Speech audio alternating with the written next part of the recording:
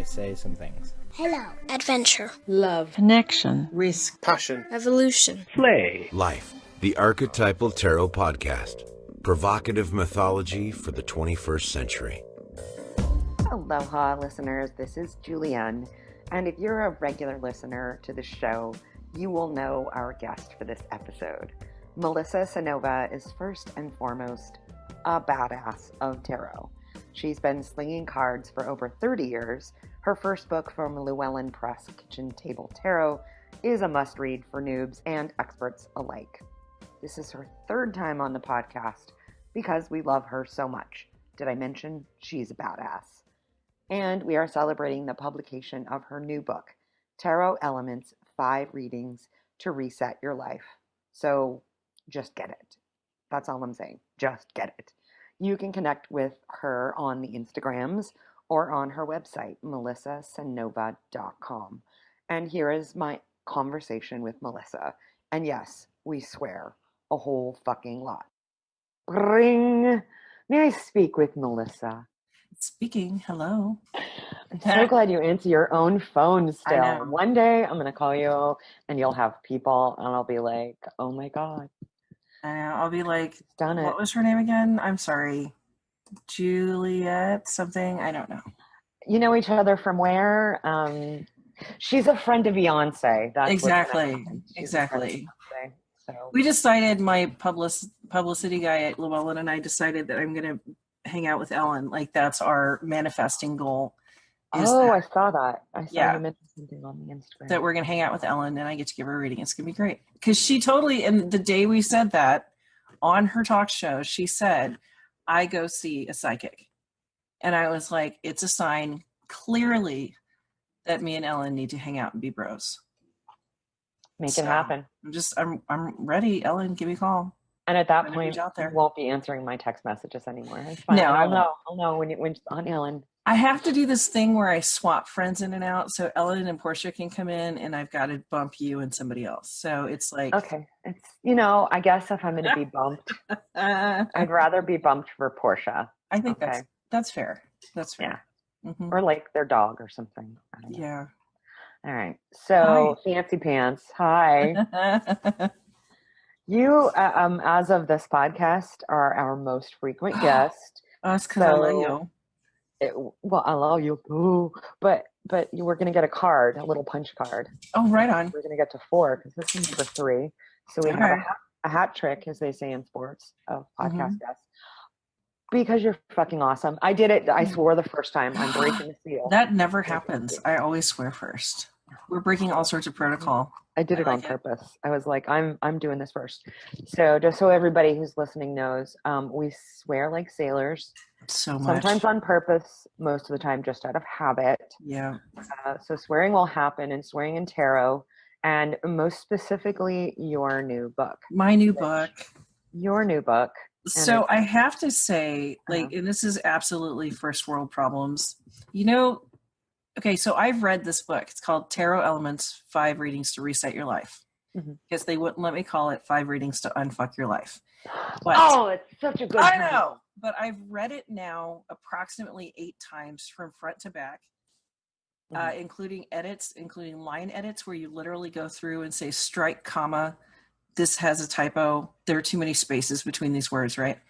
And I am so completely sick of this book right now. But the good thing is I'm getting really excited talking to people about it because they're getting excited about it. So I'm over the book, but I'm totally into everybody else digging it, if that makes any sense. It's very emotional. It's very roller coastery. There's a lot going on. Yeah.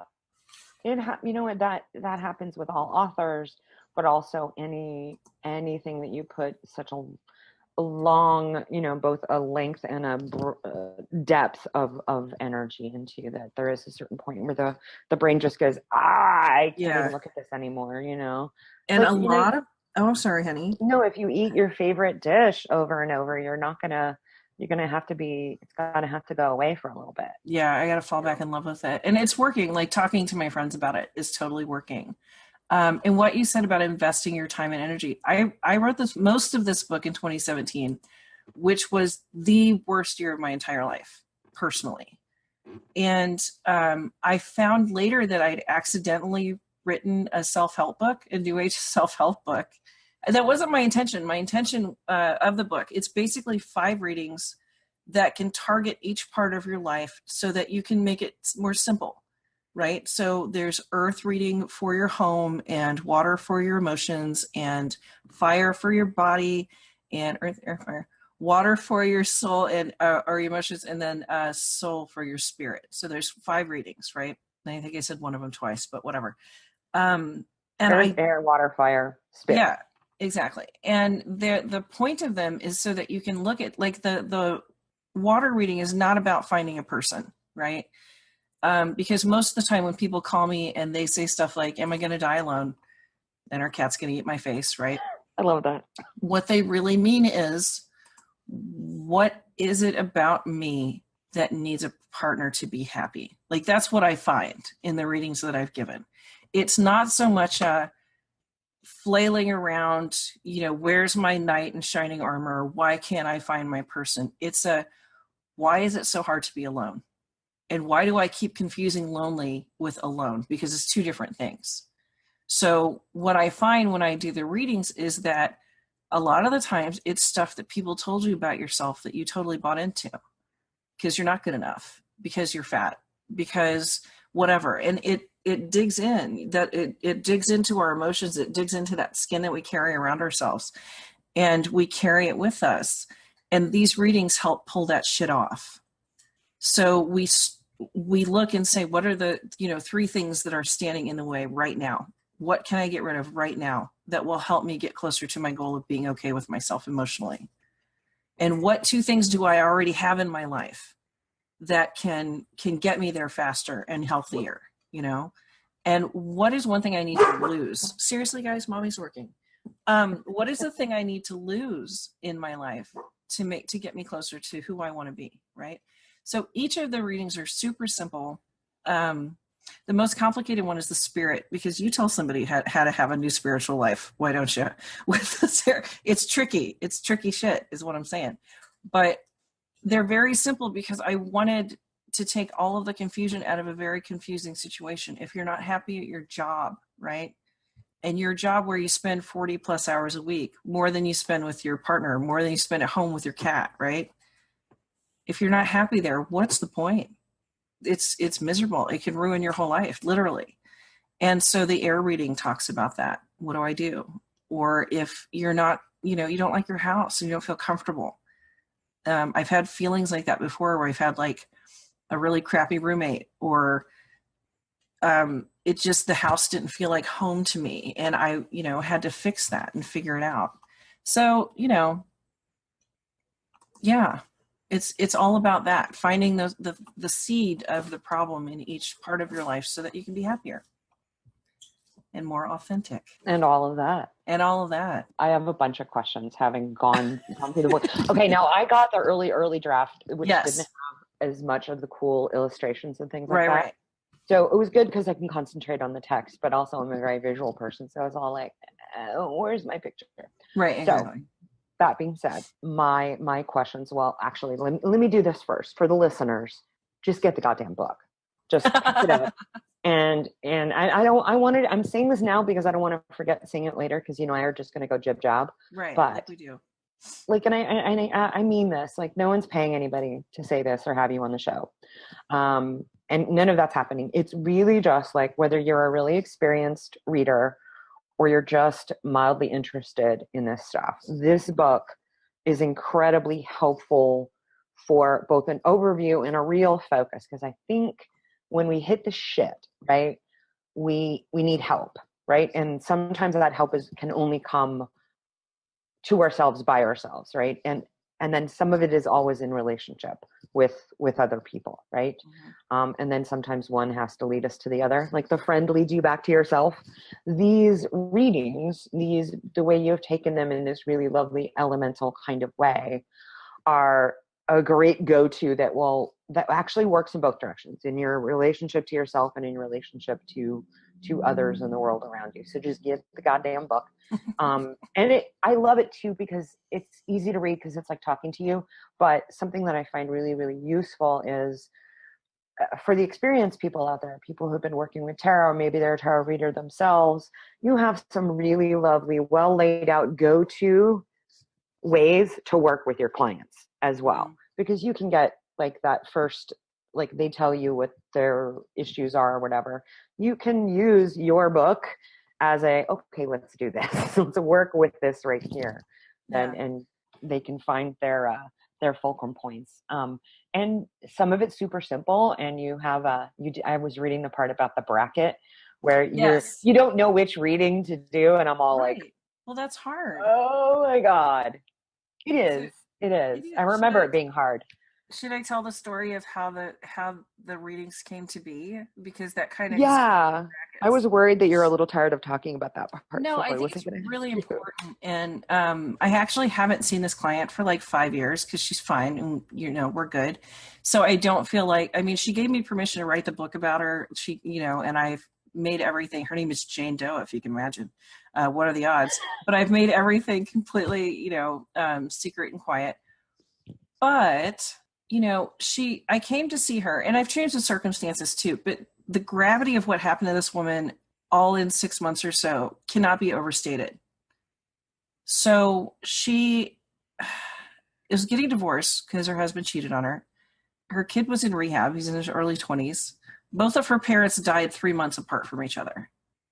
And then on the way home from signing her divorce papers, she got in a car accident and became disabled. And somewhere in the middle of there, she lost her job.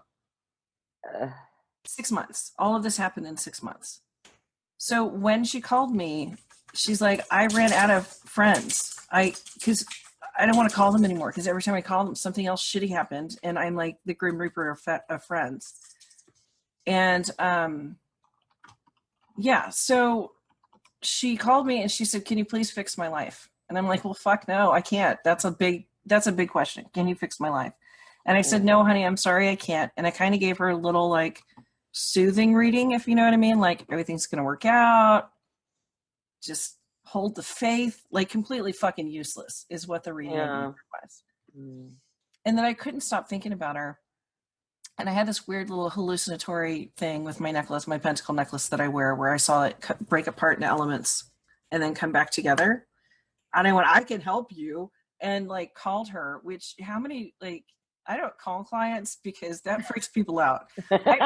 Two things I don't do. I don't call my clients, and I don't tell people, hey, I had a dream about you last night, because those two things freak people out. You don't want your tarot reader just calling you out of the blue. So I called her and I was like, listen, I think if we break each of these things down into a part, then I can help you with each of those parts, but you have to do the work. Are you down? And she's like, yep, I'm down. So we worked on this for like 6 months on how the readings would work out and what we would do first. And the finding what you're going to do first is really hard. And for her, it was her home. It was because she was living in a shitty little apartment because it was wheelchair accessible, and she hated it and she was miserable. And she's a very like artistic, beauty affects her in a great way, and the smells do. And she was living in a stinky, shitty apartment. So the first thing she needed to do was find an accessible apartment. And I'm like, so how are you going to do that? So then the work began. I'm like, you have to contact a real estate agent who knows about, specialized housing for people with disabilities. And do you want to buy or do you want to rent? And da da da da. And we made a plan. We made a map based on what her reading came out to be. And turns out like one of the things for the stuff that you already have was the 3 of Cups. I'm like, you have a friend who's a realtor. She's like, yeah, I didn't want to bug her. I'm like, sis, come on now. This is the time to bug your friends, right? And so that happened really quickly. She was in a house that she loved. We figured it out. We got people to help, she did all of the work herself. I can't overstate that enough. I gave her the reading and said, here's what you need to do. And then she checked all the boxes and did all the things. And then the next thing she wanted to do was her emotional self, because she was fucking broken. She was down. And so we found her a good counselor that was a dude, because she'd been seeing a lady, but she didn't have a good chemistry with women.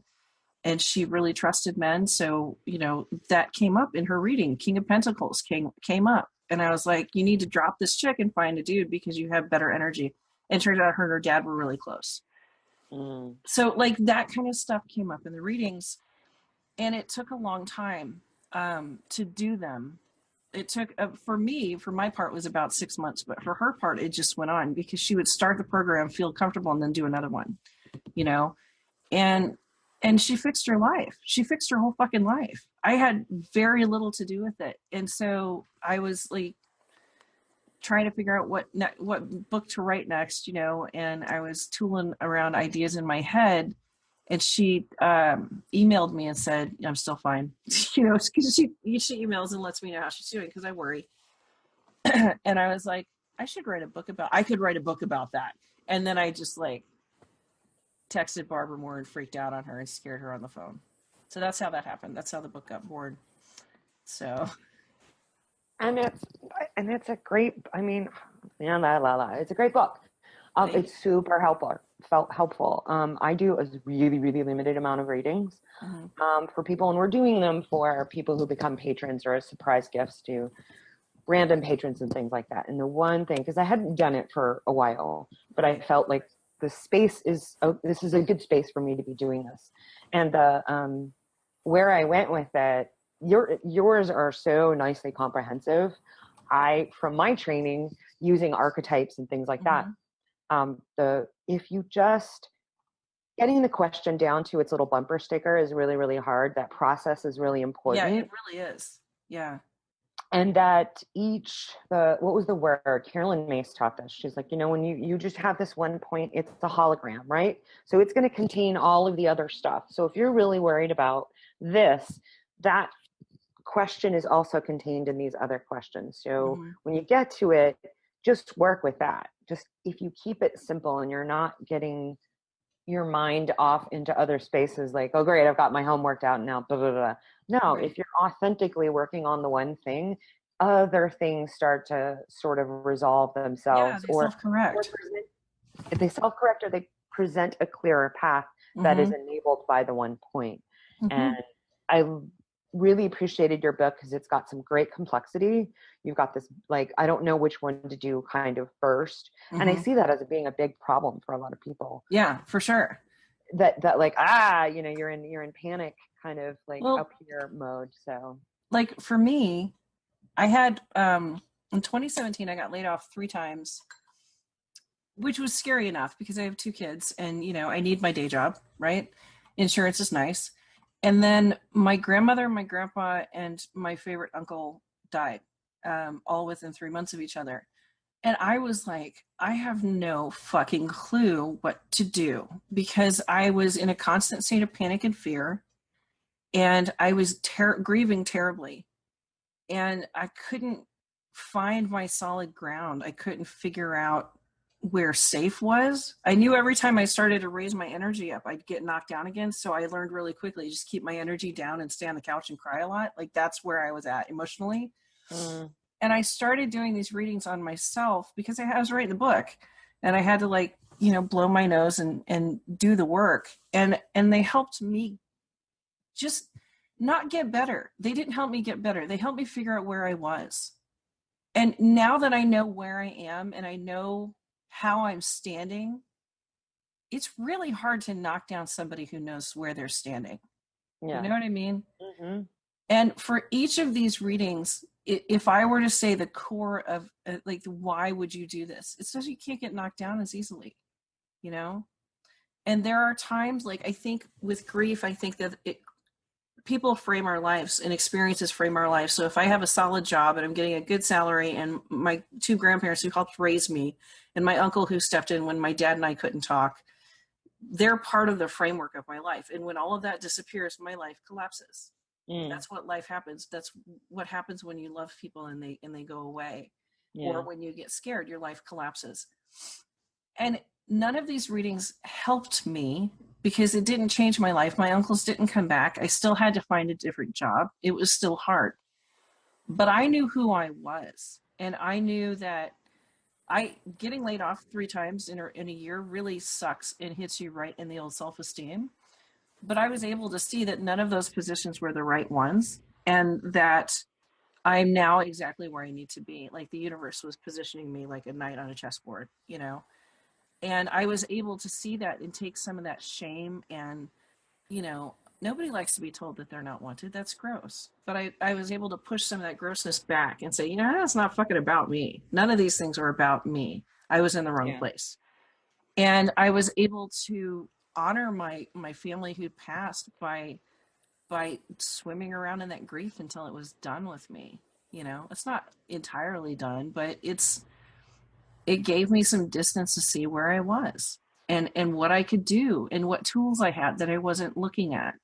Because it's like you and I were talking about earlier, we have to be careful with what we say because words have power. They're called spells for a reason, right? Mm-hmm. And yet you and I are really likely to say stupid shit and bring it into our lives because we don't think about it. Because, you know, having magic and being spiritual becomes like furniture. And if you don't use it all the time or think about it all the time, it doesn't come up. So during these times when I was broken, I forgot that I was a witch. I forgot that I have magic. I forgot that I can speak to my ancestors and I have that gift. I just forgot because I was too sad. So these readings helped me remember who I was. And in doing so, made all of the horrible shit that was happening tolerable. Not great, but I was okay. Before I wasn't okay. Afterwards, I was okay. You know? Yeah. There's some fucking blood in this book. I'll tell you what. There are blood and tears and some snot in this book. There's a lot of me in this book. So. I kind of like to think that that's what makes it awesome. Well, yeah. It's, you know, and one of my friends was like, it's, you know, there are a lot of examples. And then there are. And if you get the reading right away, the examples get kind of boring. But I wanted even people who had just picked up their tarot decks to have a very clear idea of how to do, because it's complicated. This is heavy shit. We're talking about your life. This is not like, you know, just so-and-so like me. Like, this is not that. This is who am I, right? So I put lots and lots of examples in it because I didn't want new folks to the cards to back away from this book. So I threw like, I think there are 2 examples per reading. And each of them is extremely detailed because I wanted, you know, I wanted everybody to be on the same level and be able to help themselves, you know, with the same kind of confidence. So, but I'm really excited about it. Well, I'm excited about it now because I'm talking to you, but yesterday I was like, oh God, I have to talk about my book again. No, the level of detail, and again, I didn't get the one with the pictures. I need to get a copy. Hint, hint. You're on my list. That I can hold in my hand. But that level of detail is really, it's really important for the noob, as well as somebody who's maybe like, I don't know. Right. I always read the examples. When I get a deck or a new app or something like that, I always look through the examples. Yeah. That, you know, and then I throw them away.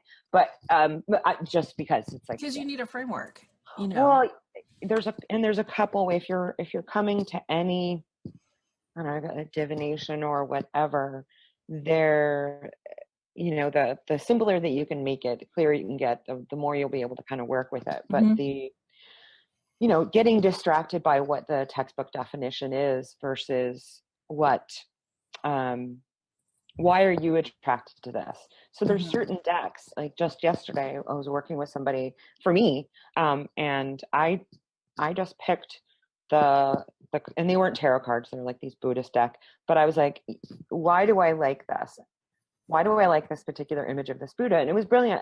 I found myself saying exactly what I needed to hear, and a reference to a film that I was like, oh, I need to go back and watch that. That's story, right? Because everything's story. All of it is narratives that are coming up. And I was partially because I've been soaking in this work for a long time, but I was just like, you know what? I didn't need a book or a guidebook or anything on it. I saw this image of the Buddha. It looked like Forrest Whitaker. It was the movie Ghost Dog. And I'm like, I haven't seen that. Is it good? Oh, it's old. It's a good probably 20 years old now. But Ghost Dog, the way I'm writing it down. Way of the Warrior. I believe it's Jim Jarmusch, who I like as a director. Okay. But yeah, so that one came up, and the flood of archetypes and what that story was about was, I was like, oh yeah, I didn't need to get complicated on this. I needed to be free enough, have a witness, and be like, oh, that is rich. Like I can basically work with what's here for a long time. And I also know I'm going to share this with somebody, and I didn't realize I'd share it today, but yeah. That was me. Thanks Yeah. for that. I appreciate it. The image of the Buddha that looked like Forrest Whitaker in blue, whatever. And I think that, okay, so I've been doing tarot readings for people for 30 years, and I've been doing them professionally for 15 or so. Well, like professionally, like I did it before that, but it was for like beer and pot money, so I don't know if it counted. Yeah. But what I've found to be absolutely 100% capital T true in all of the readings that I've done is that what you get out of a reading is more important than what I give you. Mm-hmm. Yeah. So if I have like an experience and I tell a person, this is the thing you need to focus on in these cards, and they look at the cards and they get it. They're like, wait a minute. This looks like an auntie that I had when I was a kid who always told me X, Y, and Z. That's more important than what I just said. Yeah. Yeah.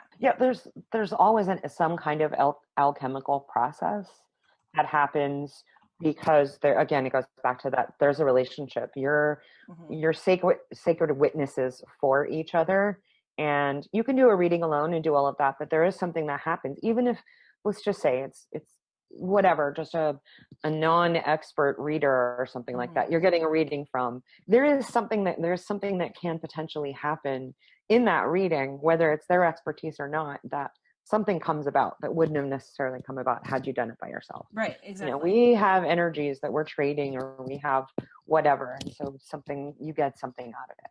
Yeah, and yeah. People come frequently to tarot and other systems for exactly the reasons that your book is written. Maybe they're not as dramatic as Jane Doe, good old Jane Doe, or what happened with her. I mean, that's just like like the perfect storm of shit in life. So people will come, up, right? Who the hell? We all. Yeah, I know people that's happened to, but not that specific. But like, and I've had stuff that's like really, it's like rope-a-dope issues, like shit, just like you just feel like, oh, and then this happened, and then that happened, and and I've had friends who like their father died of a heart attack suddenly, and then mom found out she had a brain tumor, and then she died, and it was like, and then they had problems with one of them lost their job, and just like. Life sometimes gets you. And I've actually had a couple clients lately who've had really intense stuff happen to them like this. And they want to know if they're cursed. And I'm like, honey, no, you're not. The universe is not out to get you. I promise. But sometimes the transformation and transitions that you and that other people have to go through are so compressed that sometimes it just happens like that. Like I didn't expect my grandmother to die 2 weeks after my grandpa died, right as we were finishing a funeral. You know what I'm saying? Like that's not the kind of shit that even I can see coming. You know what I'm saying? Like I can see that there's hurt and upset coming, and I can say, oh, my grandma's sick. And then everybody else died around her, and then she died. And I'm like, what the fuck, universe? Like I felt for a while, not that I was cursed, but that I had some responsibility in all of the things that were happening in my life, including their deaths, right?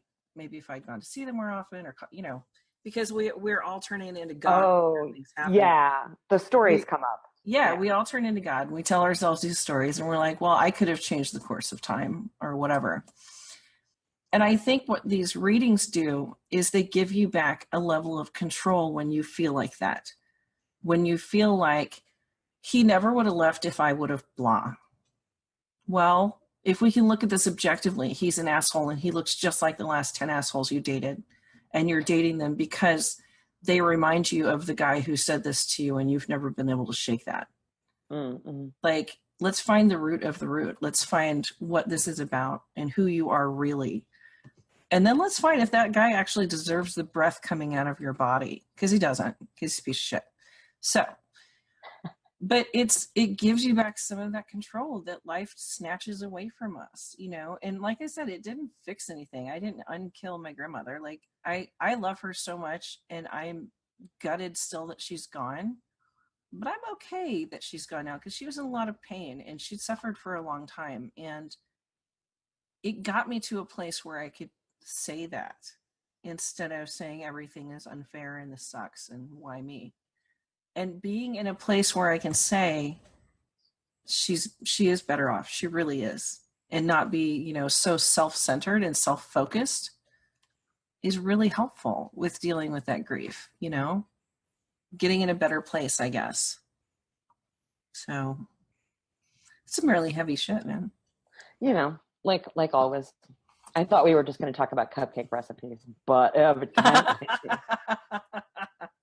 okay. So, what is next for you? Your book is out. Yes. This podcast is going to be going up either on the day of or around the time that your book is out. So it's March 8th, right? Yes.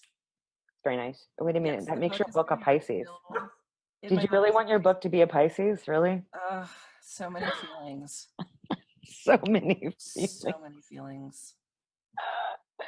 Well, it's helpful for that. So are you on a book tour? Let's do the whole Ellen. Yeah, let's do the thing. Okay, so let me pull Pretend it up. I'm Ellen. Okay, Ellen. So listen, I'm going to be traveling. So this is how fun my family is, okay? So my book's coming out in March, and I'm eyeballing the calendar. And I noticed that my kids have spring break in March. And it's 2 weeks after the book comes out. And I'm like, hey, guys, what if we took a road trip for your spring break? And then I got invited to stay with a friend in Virginia.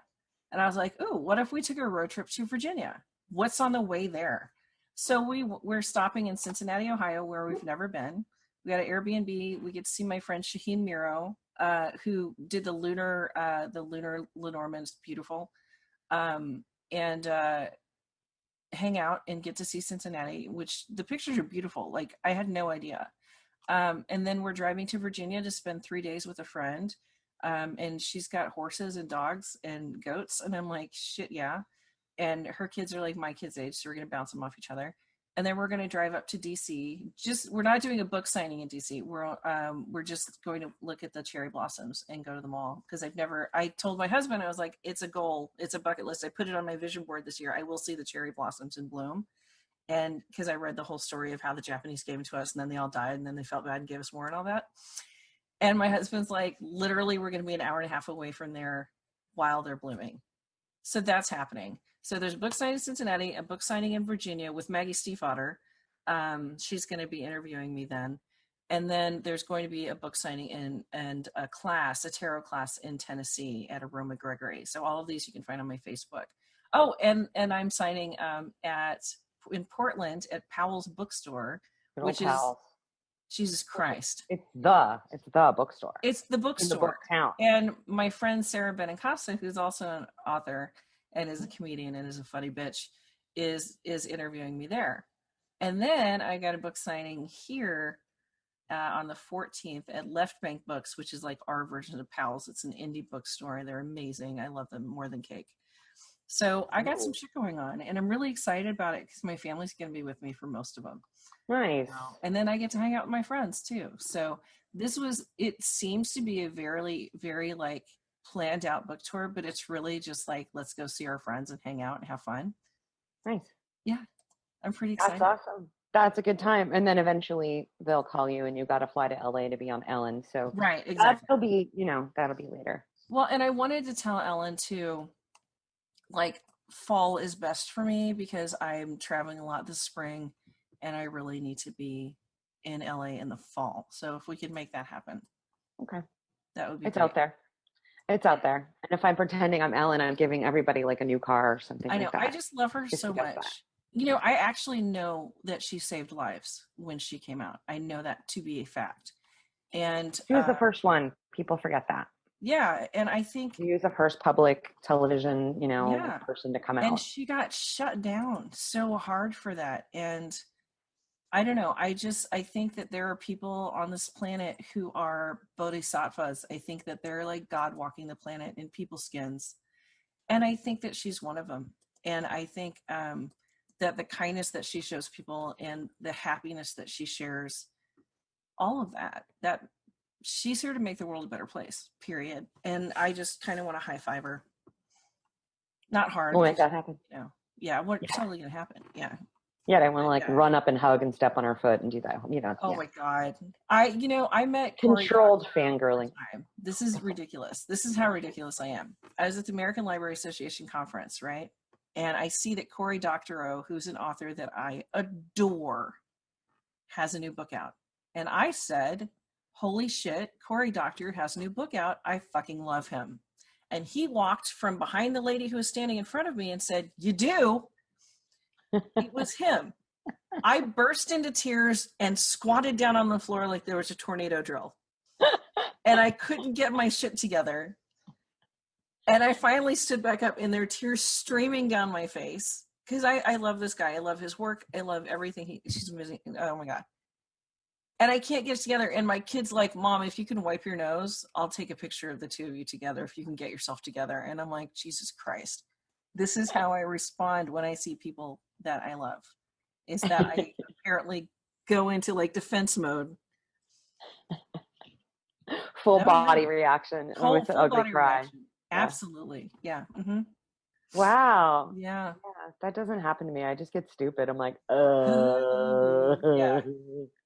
I've never, that was ridiculous. But it makes me really happy because he thought it was funny. Oh, here's the worst part. Like, he's not related to E.L. Doctorow. They just have, they're both authors and they have the same last name, but he's not related. And I know that because I've been a fan of his for 800 years and I've read every article he's ever done. And I thought it would be funny in my kind of stupid head to say, oh, I bet your dad's really proud of you. And he's like, he's not actually my, and I'm like, oh, I know that. It was a, so I compounded it by making a stupid joke. Making it worse. That made no sense. I just put some salt on it. I was like, here's what we need. Is a little more uncomfortable vibe. You rolled the dice. It could have worked, but it didn't work. It didn't work. So my prediction is that when I meet Ellen, I'll go into defense mode, cry all over the place, and then make a stupid joke. You know what? That makes for great television, though. I think she likes that. You know when they call people, like my mom watches Ellen, and I love that my mom watches Ellen. I don't really watch it. I don't really have television, but she'll watch it. And these people who like they do that, and they got the film crew at the house. Oh yeah, the phone call, and when they're doing crazy shit like that, it makes for great. You know, the producers are like, yes, this is the best thing ever. Is that a snot bubble? Focus in on the snot bubble. Yeah. Yeah. Go the ugly cry. The ugly cry is happening. Exactly. All right. Well, one day and it's funny, it just occurred to me now. We've never actually met in person, but it doesn't feel like it. Yeah, because we're best friends. So. I was like, I've got to come up with some crazy shit to do, like the first, like when we actually meet in person, that I'm gonna like do my fangirl like. I got to come up with something though, and you will not know it's coming. Okay, I will go into my tornado defense mode from the 50s, and you will do whatever you're doing. It needs to be at an airport so people think we're actually like super famous. We just lost it. Oh my God! Yeah, we're ridiculous, and I love it. And I'm me too. Me too. So So everybody buy the goddamn book. Buy the book, clearly. It's and it's an enjoyable read. If you like this conversation, you're going to dig this book because it really is like a friend is talking to you. It's just no holds barred, just kind of hear how things are. And I'm so happy that your voice is out there in a second book, and some other authors and people who just don't, it's not what we need now in terms of help, how we're all stewarding and helping birth whatever is happening now. We need the voices that feel authentic, that aren't, like la up their angel kind of voices. Do you know what I'm talking about? Stuff that just hits us. Turn it into sunshine and focus that sunshine. Shove it up your ass. Sometimes you have to be low. Yeah. Sometimes you have to hurt. Sometimes you have to wade through. I always think of grief as like a water or like ocean. And, sometimes it covers your nose and you can't fucking breathe. And then the next thing you know, it's down at your ankles and you can function and go to Target without crying because you saw a picture of a cardinal that reminded you of your grandmother. Yeah. And then next thing you know, it's back up to right below your nose and you're about to lose it in church because there's a song that, like, you can't control how the waves go in, but you can make sure that you're standing firm when they come. And then maybe they don't carry you out this time, So yeah, I'm with you. I don't like that. there is no shadow side. There is no darkness. Just channel it into light. You know what? Fuck you. Life is hard and it's complicated. And don't tell me not to be unhappy. And don't tell me that I have to channel my shit into sunshine and happiness and rainbow farts, because it's not realistic and it's not helpful and it doesn't help me at all. So yeah, I'm totally with you. I think that I'm all a fan of love and light, and then dealing with your shit. It just can't all be love and light. It just can't. Yeah. Here's my ass. Or having so much fear around actually have authentic feelings that aren't good. You know, that's not helpful. So and I'm not like, I don't talk about my feelings with strangers, she says, as she talks about one of the most painful years of her life. However, on a podcast that everybody's going to hear. But I think it's important in this context. I think it's important to get raw and to get real. And I can't help other people unless I'm willing to do the work too. And I can't tell people to do these readings unless I fucking did them too. And it sucked and it was hard and it hurt. And I did it anyway. And it's now called vulnerability. You're finding the strength within the vulnerability. And if someone shows up without any kind of vulnerability, it's just like it's we have no way to connect to it. You know, it's like they're a smooth surface that nothing can stick to if they have absolutely no vulnerability. That's beautiful. Like, yeah. I mean, Brene Brown, I think, boom. Her work and her writing is so timely. And there's like, I call them my triune of blondes, because Elizabeth Gilbert and Brene Brown and Cheryl Strayed, I found all of their writing when I desperately needed it in my life. Like, I happened upon Cheryl Strayed stuff a while ago when I was going through a divorce and everything was gross, and she was right down there with me in gross. And then I found Elizabeth Gilbert's Big Magic when I was writing my first book, and she convinced me that fear was supposed to exist and you're not supposed to chase it away. You tell it sit in the backseat, shut up, and don't let it play with the car radio, right? And then I found Brene Brown when I was feeling busted, and she was like, busted is okay, we can deal with busted. I'm like, what, really?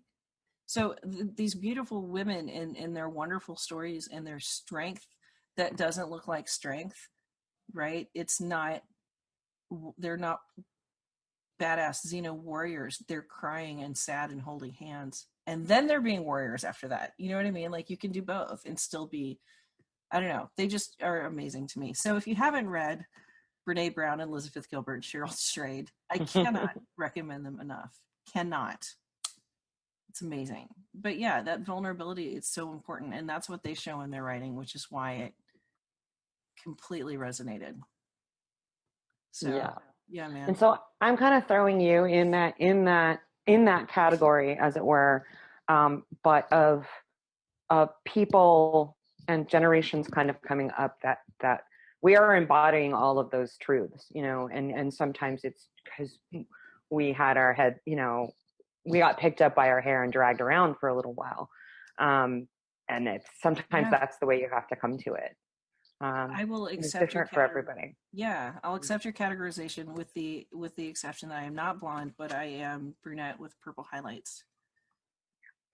Yeah, I didn't really go with a blonde. You went with a blonde. I'm like, I don't know. I just like, it amazed me because they all have similar stories and similar shapes to their life. They're not the same, but they're similar, and they all like rang that bell right when I needed it. I'm like, I need a fucking bell, and then I find this book, and it, you know, that's the bell I need. So if I can be that bell for somebody, I will happily do so. I will talk about my goddamn feelings on a goddamn podcast, and I will be fucking vulnerable if I have to. That's fine. And I do think I do need to. I think it's important, because otherwise this is all just rainbow farts, you know. It's not super useful for anybody else. It's just sort of an ego trip, and it's not what it is. And it's always so much fun. I'm just going to put it that way. So much fun having you on the show. And our card for this year was the fucking High Priestess again. Yeah. So yeah. But again, I can see, and this I've been trying to do this on every show, and this is only the third show of the year, and I forgot to do it on the last one, but to kind of like bring in that. So you talked about Cheryl Strayed, Brene Brown, and Elizabeth Gilbert. Right? there is some high priestessy shit happening with them too. Yeah. It's not, just simply the cold, quiet kind of happening there. So yeah, there's some stuff going on. Yeah, you don't get to that seat with all of that knowledge feeling just totally grounded by just showing up there and having it handed to you. Those scrolls that she's holding, they're tear-stained motherfucking scrolls. Right. I'm just saying. Annoyed that you're interrupting her. I really wish for you to get to your goddamn point because she has work to do. Yeah, for sure. And I think, I'm not going to decry myself as a voice of the generation because that's a bit too up my own ass. However, I think that this work that I'm teaching is important. And I think that there are other places to find it, sure. But if tarot is your thing, and if you really want to figure out why you keep dating the same guy in the same $800 suit, this is a good way to do it. It's a good tool. I think it's helpful. So I will cop to being a part of one of the voices of my generation. I'm part of the chorus, man. But it's a strong chorus and it's getting stronger. Well, I'm relieved because we're both Gen Xers and there's been a lot of whininess and, Smith's listening, wow, which, thank you. I'm one of those. But there's something on the other side of that, right? There is. You can't live there. There is. Yeah. And I'm glad there's some representing happening. And it's always lovely to have you on this here show. You're the best ever, and I love you so much. Ah! Oh, yeah, I love you so much. Right back to you. So I'm sending you so much aloha to where you are in Missouri. Aloha. Thanks for being on the show. We know you could have done something else with the last 40-ish minutes of your life, but we're so glad that you spent it with us. And we highly encourage you to connect with Melissa on Instagram. And yes, get her book. It's available at fine stores everywhere, but we highly recommend the vandalized copy available from her website, melissacynova.com. That's Cynova, Cynova. And if you're listening to this in March of 2019, look for a post on Instagram or Facebook for a chance to win a copy of the book. And big mahalos to our patrons, Sarah, Geneva, Richard, Peter, Rash, Ali, and Yvonne. Thank you. Your support makes all of this happen, and you make us smile every day. The show is produced by Both and Media, and the theme music is by The Lunar Group.